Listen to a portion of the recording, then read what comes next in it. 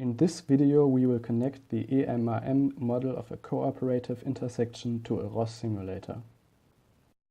First, we have to define which ports of the model should be connected to ROS in a separate .tag file.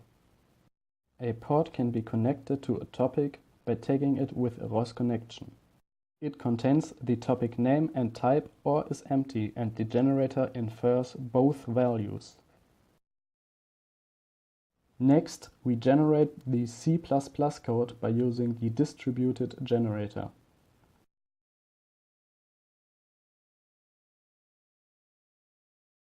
The generated target contains C++ code and a ROS adapter for every component in the model.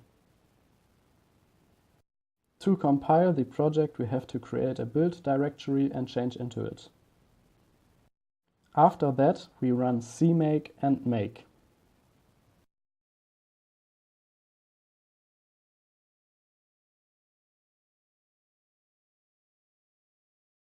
The generated executable for each component can then be found in the coordinator subdirectory.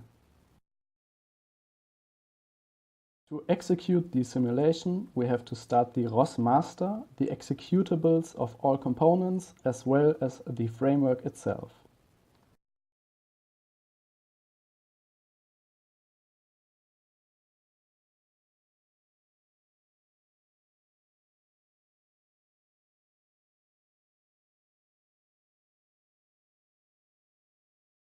After starting the experiment, we can see that the controller prevents a crash by slowing down the vehicle with ID 2.